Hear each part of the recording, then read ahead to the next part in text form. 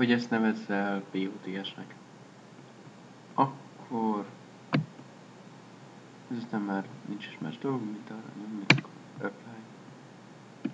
Kész, minden designated, király. Tovább. Hát igazából most már ilyen sok más minden nem is marad hátra.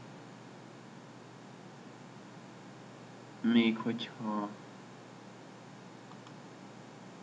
Igen. Még azért itt ezeket is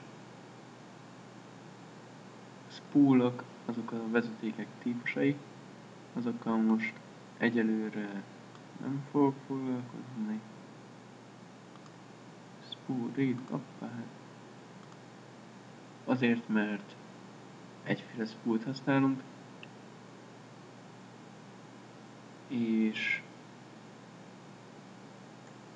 majd, hogyha jobban áll a modellünk, akkor küldök arról is egy szép videót.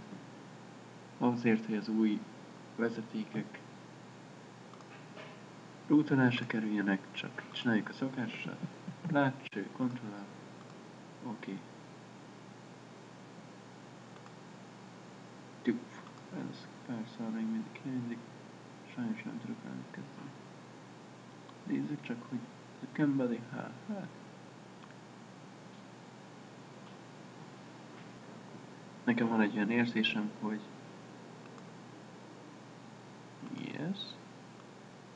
hogy a problémát itt fogjuk megtalálni ezekben a splice-okban. És hopp, meg is van.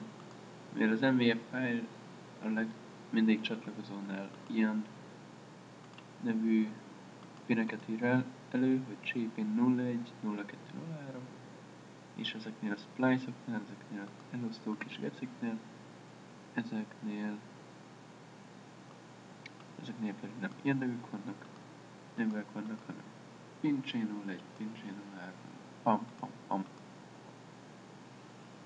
Ezzel véget is ért a mai kurzusok. Köszönöm, hogy figyeltetek rám. Viszlát a meetingen.